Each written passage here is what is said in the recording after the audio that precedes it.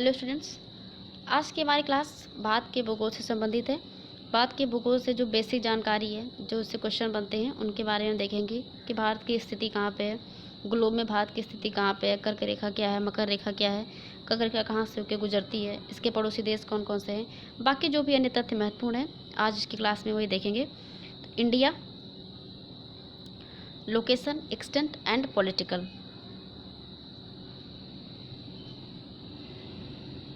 ये भारत की लोकेशन है।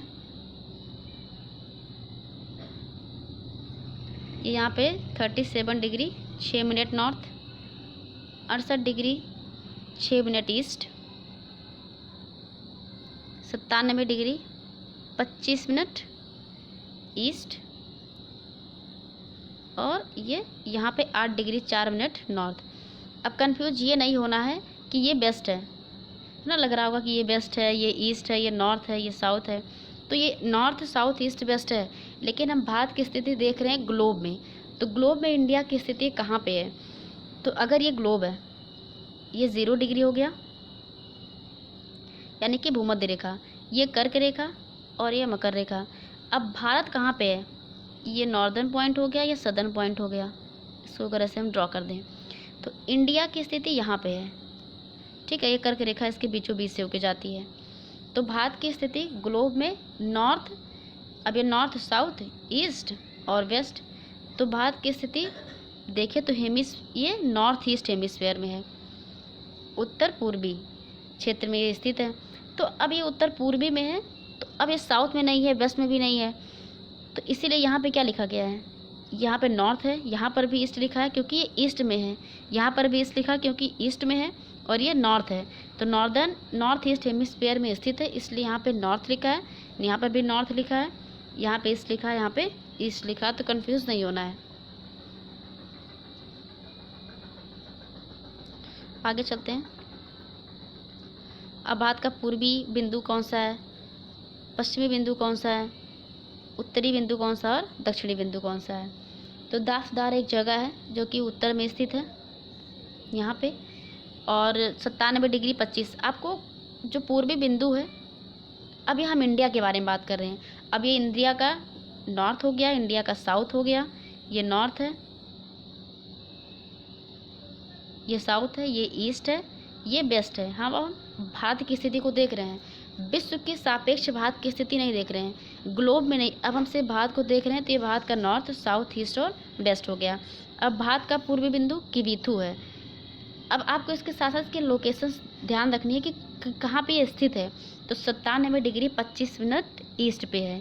क्वेश्चन एक बार पूछा गया था इंदिरा पॉइंट से संबंधित, तो उसकी लोकेशन कहाँ पे है? उसमें ऑप्शन में 8 डिग्री 4 मिनट भी था और 6 डिग्री 45 मिनट नॉर्थ भी था। तो आपको ध्यान रखना है कि स्थिति कहाँ पे है। तो अगर हम वेस्ट की में बात करें तो वेस्ट का सबसे जो पश्चिमी बिंदु है, भारत का सबसे पश्चिमी बिंदु गुहार मोती है।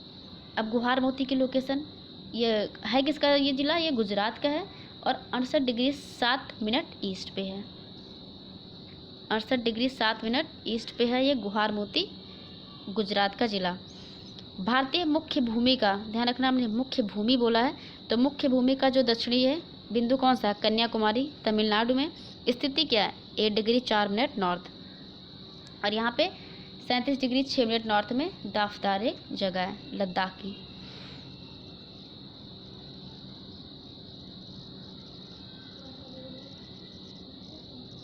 आगे देखते हैं। अच्छा, यहाँ पे एक चीज़ और कि ये नॉर्थ से साउथ और ईस्ट से वेस्ट, यानी कि 68 डिग्री 7 मिनट ईस्ट से 97 डिग्री 25 मिनट यहाँ पे कितनी डिस्टेंस है, कितनी दूरी है? तो 2933 2933 किलोमीटर है। और ये कितना? ये 3214 किलोमीटर है, 3214। ये भारत से संबंधित मुख्य तथ्य हैं। इन सबसे क्वेश्चन बनते हैं, और इनको क्वेश्चंस के फॉर्म में हम अगली क्लास में, अगली वीडियो में लेके आएंगे। तो अभी आपको सिर्फ तथ्य समझना है जिससे आप क्वेश्चंस को सॉल्व कर पाएँ। तो नॉर्थ से साउथ 3214 किलोमीटर है, ईस्ट टू वेस्ट 2933। अब इसको किसी भी तरह से पूछ लें कि 37 डिग्री जो है 6 मिनट नॉर्थ से 8 डिग्री 4 मिनट नॉर्थ, भारत की जो डिस्टेंस पूछ लिया, या पूछ लिया नॉर्थ टू साउथ, तो 3214 किलोमीटर हो जाएगा। ये पूछ ले कि 68 डिग्री 7 मिनट ईस्ट से, 97 डिग्री 25 मिनट ईस्ट, या फिर पूछ ले ईस्ट टू वेस्ट, तो 29-33 किलोमीटर। ये मुख्य मुख्य तथ्य हो गए। हम आगे देखते हैं।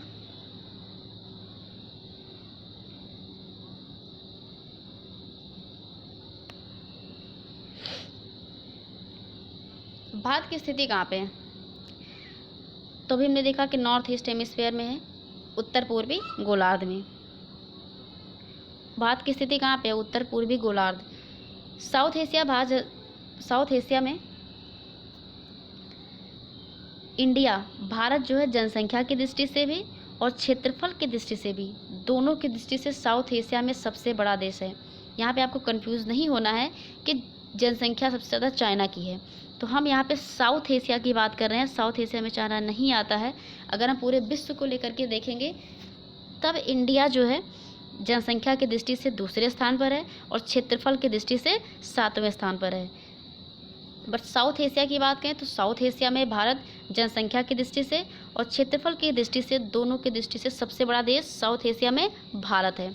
लेकिन पूरे विश्व में जनसंख्या की दृष्टि से दूसरे स्थान पर और क्षेत्रफल की दृष्टि से 7वें स्थान पर है। सबसे ज़्यादा जनसंख्या चाइना की है। हो सकता है कि चाइना सेकंड पे आ जाए और इंडिया फर्स्ट पे आ जाए, तो जनसंख्या सबसे ज़्यादा चाइना की है। और अगर हम बात करें क्षेत्रफल की तो 7वें स्थान पर भारत है, तो बाकी 6 की पोजीशन किसकी किसकी है? तो नंबर 1 पे रसिया है, रसिया के बाद कनाडा, फिर अमेरिका, उसके बाद आता है चाइना, उसके बाद आता है ब्राज़ील, उसके बाद आता है ऑस्ट्रेलिया, फिर आता है अपना भारत, इंडिया, इसके बाद अर्जेंटीना का नंबर आता है। तो भारत 7वें नंबर पर है क्षेत्रफल की दृष्टि से। आपको बाकी 6 भी याद रखना है, रसिया, कनाडा, अमेरिका, चाइना, ब्राज़ील और ऑस्ट्रेलिया। CBA यहाँ पे उल्टा हो गया और RCA।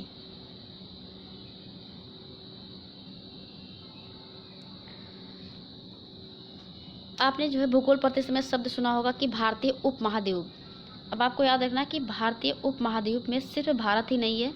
उपमहाद्वीप अगर शब्द आएगा तो उसमें कौन कौन से देश शामिल हैं ये भी आपको पता होना चाहिए। तो भारत के साथ और कौन कौन से देश शामिल हैं भारतीय उपमहाद्वीप में? इंडिया है, इंडिया के साथ नेपाल, पाकिस्तान, भूटान, बांग्लादेश और श्रीलंका। कुल कितने देश हैं भारतीय उपमहाद्वीप में? 6 देश हैं। भारतीय उपमहाद्वीप में कितने देश शामिल हो गए? 6 शामिल हैं। कौन कौन से हैं? भारत हो गया, नेपाल, पाकिस्तान, भूटान, बांग्लादेश और श्रीलंका। इसके उत्तर में क्या है? हिमालय है, और इसके दक्षिण में क्या? इंडियन ओशियन, जो इनकी बाउंड्री को अलग करता है, इनको पार्ट जो है अलग करता है।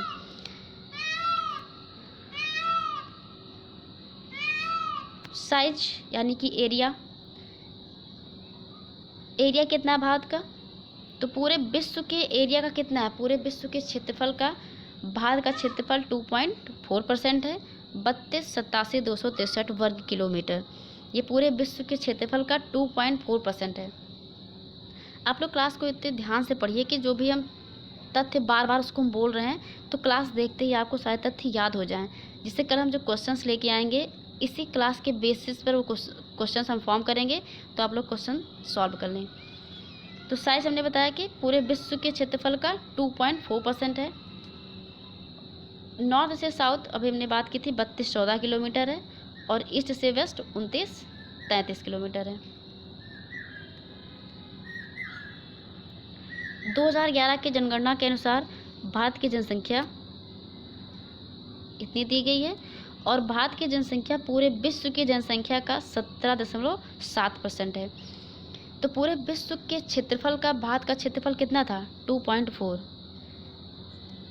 अब सोचिए 2.4% एरिया पर जनसंख्या कितनी निवास कर रही है? 17.7%। तो आप इससे जनसंख्या घनत्व का अंदाज़ा लगा सकते हैं। जनसंख्या घनत्व वो हम भारत की जनगणना में पढ़ेंगे। जो जनसंख्या घनत्व है वो पूरे भारत में भी अलग अलग जगह अलग अलग है।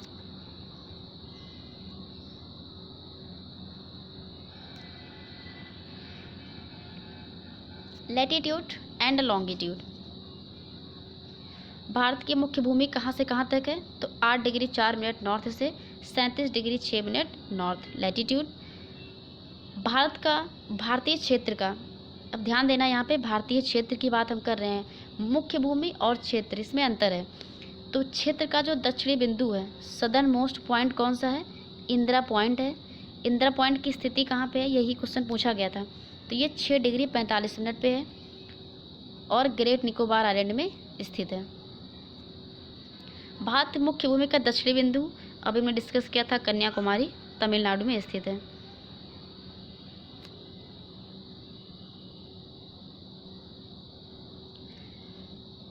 इंडिया की लोकेशन जिसके बीचों बीच से कर्क रेखा जाती है। कर्क रेखा भारत के बीचों बीच से होके जाती है और 8 राज्यों से होके गुजरती है। वो 8 राज्य कौन कौन से हैं? गुजरात, उसके बाद राजस्थान आता है, मध्य प्रदेश, छत्तीसगढ़, झारखंड, वेस्ट बंगाल, त्रिपुरा और मिजोरम। ये 8 राज्य हैं। इसकी ट्रिक है मित्र पर गमछा झार, आप वहाँ से इसको लर्न कर सकते हैं। तो 8 राज्यों से कर्क रेखा होकर गुजरती है। गुजरात, राजस्थान, मध्य प्रदेश, छत्तीसगढ़, झारखंड, वेस्ट बंगाल, त्रिपुरा और मिजोरम। कर्क रेखा की बात यहाँ पे हो रही है, तो हम देख लेते हैं कर्क रेखा। ठीक है, जो है माही नदी कर्क रेखा को 2 बार काटती है। कौन सी नदी भूमध्य रेखा को 2 बार काटती है और कौन सी नदी मकर रेखा को 2 बार काटती है? आप लोग इसका जवाब कमेंट बॉक्स में ज़रूर दीजिएगा। हम बता देना कि माही नदी कर्क रेखा को 2 बार कट करती है। 2 बार कट करती है। कहाँ पे कट करती है? तो एक बार एमपी के पास, फिर ये राजस्थान की ओर जब जाती है, गुजरात में जब इंटर करती है तो गुजरात में दूसरी बार गुजरात में कट करती है। तो माही नदी एमपी और गुजरात 2 बार कर्क रेखा को कट करती है।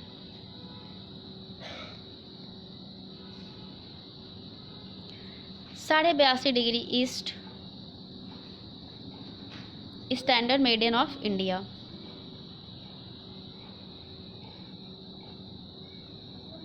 ये क्वेश्चन पूछा जाता है कि ये इसकी स्थिति कहाँ पे है? तो आपको ध्यान देना, यहाँ पे ईस्ट है। ऑप्शन में वेस्ट भी लिखा होगा, कुछ और भी लिखा होगा। तो 82 डिग्री 30 मिनट या 82.5 डिग्री ये ईस्ट में इसकी लोकेशन है। और ये कितने राज्यों से होकर गुजरती है? तो भारत के 5 राज्यों से होकर गुजरती है। उत्तर प्रदेश, मध्य प्रदेश, छत्तीसगढ़, उड़ीसा और आंध्र प्रदेश। उत्तर प्रदेश से कहाँ की? उत्तर प्रदेश के किस जिले से? मिर्ज़ापुर जिले से होकर गुजरती है। उत्तर प्रदेश के कोई परीक्षा हो उसके लिए महत्वपूर्ण है कि उत्तर प्रदेश के किस जिले से? मिर्ज़ापुर जिले से गुजरती है। देखिए, जो सूर्य निकलता है वो कहाँ निकलता है? पूर्व में निकलता है। तो इंडिया का जो मैप है, भारत का जो मैप है, अगर उसमें देखें तो यहाँ पे अरुणाचल प्रदेश सबसे ईस्ट में है और सबसे वेस्ट में क्या है? गुजरात है। तो यहाँ और इन दोनों के समय में 2 घंटे का अंतर आ रहा था। 2 घंटे का अंतर आ रहा था, इसीलिए इस लाइन को चुना गया जो कि भारत के बीचों बीच से होकर गुजरती है, ताकि जो है किसी चीज़ में कोई दिक्कत ना हो। अब 2 घंटे का अंतर कैसे आ रहा था? अब एक लॉन्गिट्यूड मूव करने के लिए 4 मिनट का समय लगता है और इनके बीच में कितना डिफरेंस है? ये डिफरेंस है कितना? 30 का। अब आप 30 को 4 से मल्टीप्लाई करेंगे, 120 मिनट आएगा, मतलब 2 घंटे का अंतर पड़ रहा था। तो इसीलिए इस टाइम को चूज़ किया गया, जो कि किसी भी चीज़ में कोई दिक्कत ना हो, कोई ऑफिस टाइम हो, रेल का हो, ट्रेन का हो, तो इसमें कोई दिक्कत ना हो, इसलिए इस टाइम को चूज़ किया गया। भारत और इनके पड़ोसी देश।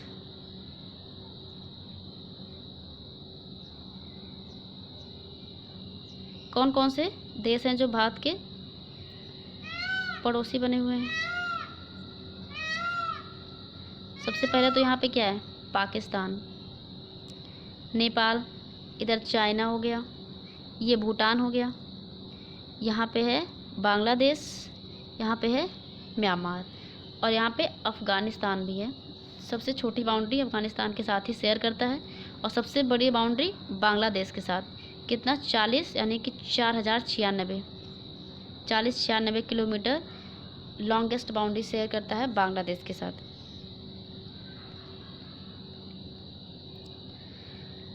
नॉर्थ वेस्ट में बाउंड्री बनाता है पाकिस्तान और अफ़गानिस्तान। तो आपको ये ध्यान रखना है कि जो पड़ोसी देश हैं, जो नेबरिंग कंट्रीज़ हैं, वो कहाँ पे टच हो रही हैं। तो नॉर्थ वेस्ट में पाकिस्तान, अफ़गानिस्तान है। नॉर्थ में चाइना, नेपाल और भूटान, ये नॉर्थ में आते हैं। ईस्ट में बांग्लादेश और म्यांमार। साउथ वेस्ट में ये मालदीव हैं, ये आइलैंड है।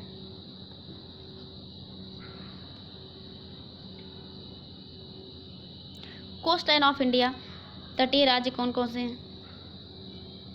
तो तटीय राज्य कितने हैं, कौन कौन से हैं? तो 9 तटीय राज्य हैं। गुजरात, महाराष्ट्र, गोवा, सॉरी ये यहाँ पे गलत लिखा हो, ये गोवा है। गोवा, कर्नाटक, केरल, तमिलनाडु, आंध्रा, उड़ीसा और पश्चिम बंगाल। 2 यूटीज़ हैं, दादर नागर हवेली दमन दीव, ये पहले अलग थी, इनको मर्ज कर दिया गया। और पुदुचेरी। लक्षद्वीप की स्थिति अरब सागर में है और अंडमान निकोबार की स्थिति बंगाल की खाड़ी में है। तो तटीय राज्य हैं कितने? तटीय राज्य 9 हैं। कौन कौन से हैं ये आपको याद रखना है, जो तट पे स्थित हैं। कोस्ट लाइन 7516.5 किलोमीटर है और लैंड फ्रंटियर 15,200 किलोमीटर है। इसमें आइलैंड भी शामिल है। पॉलिटिकल डिवीज़न इसमें 28 राज्य और 8 केंद्र शासित प्रदेश हैं। पहले 29 राज्य थे। 29 राज्य में 29वां राज्य कौन सा था? तेलंगाना था, जो 2 जून 2014 को बनाया गया था। किससे अलग होके बना था? आंध्र प्रदेश से अलग होके बना था। लेकिन उसके बाद क्या हुआ? जम्मू कश्मीर जो राज्य था इसको बना दिया गया यूटीज़, और ये 2 भागों में इसको डिवाइड कर दिया गया, लद्दाख और जम्मू कश्मीर। तो 28 राज्य हो गए और 8 केंद्र शासित प्रदेश हो गए। केंद्र शासित प्रदेश 9 हो गए थे जब जम्मू कश्मीर और इसको लद्दाख को अलग किया गया था। लेकिन दादरा नगर हवेली और दमन दीव को जब मर्ज किया गया तो फिर से ये 8 केंद्र शासित प्रदेश हो गए। ये कुछ भारत के जो है महत्वपूर्ण तथ्य हैं। देखिए, ये बैरन आइलैंड की स्थिति है। यहाँ पे बैरन आइलैंड है। ये कन्याकुमारी, यहाँ पे इसकी लोकेशन दी गई है कन्याकुमारी। केप कमोरी नहीं पे है 8 डिग्री 4 मिनट नॉर्थ पे। मरीना बीच ये लॉन्गेस्ट बीच है पूरे विश्व का, 13 किलोमीटर लंबा है। ये कुंचिकल फॉल कर्नाटक में है। गुहार मोती भी हमने बताया सबसे पश्चिमी बिंदु है, और किबीथू ये सबसे पूर्वी बिंदु है। अगर टाउन पूछे तो वेलांग टाउन, ये भी ऑप्शन में अगर है तो आप ये भी सही टिक कर सकते हैं। टाउन की बात अगर करेगा, वेलांग टाउन।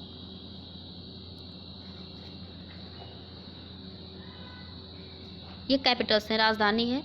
वैसे जनरली तो जो राज्य है उनकी राजधानियाँ याद ही रहती हैं। ये यूनियन टेरिटरीज की राजधानी है। जम्मू कश्मीर की श्रीनगर है, लद्दाख की लेह है, चंडीगढ़ की चंडीगढ़ ही है, दिल्ली की न्यू दिल्ली, दादरा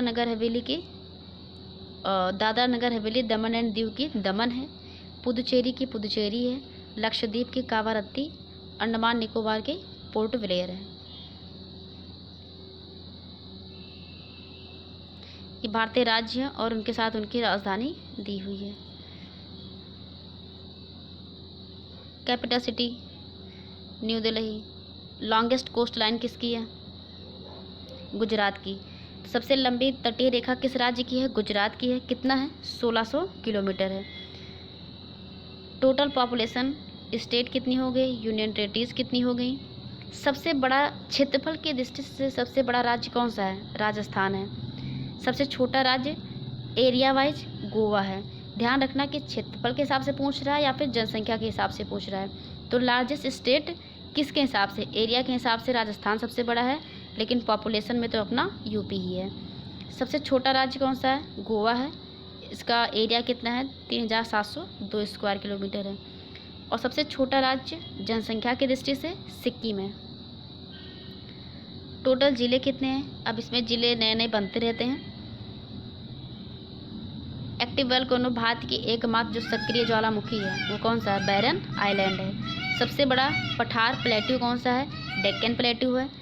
सबसे largest brackish water lake Chilka lake, ये यूपी पीसीएस में पूछा गया था 2021-20 में पूछा गया था। ये लार्जेस्ट ब्रैकिश वाटर लेक, इसका आंसर चिल्का लेक हो जाएगा। सबसे बड़ी नहर कैनाल कौन सी है? इंदिरा कैनाल है।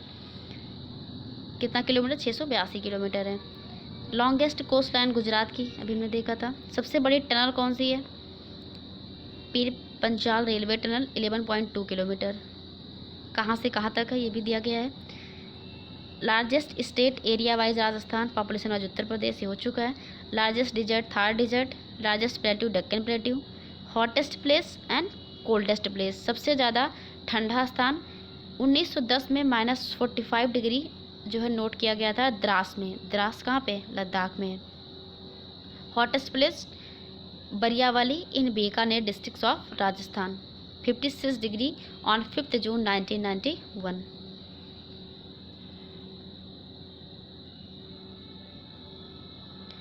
हाईएस्ट पॉइंट, हाईएस्ट पीक, सबसे जो हाईएस्ट पॉइंट है कौन सा? K2 है। इसको गॉडविन ऑस्टिन भी कहा जाता है।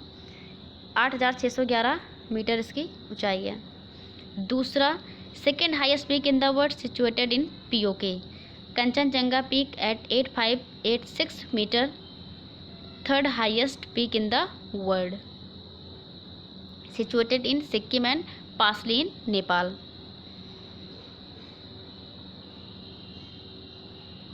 तो भारत का सबसे ऊंचा बिंदु कौन सा है? K2 है, गॉडविन ऑस्टिन, जो पूरे विश्व में दूसरा है, और भारत का क्या है? ये पहला है।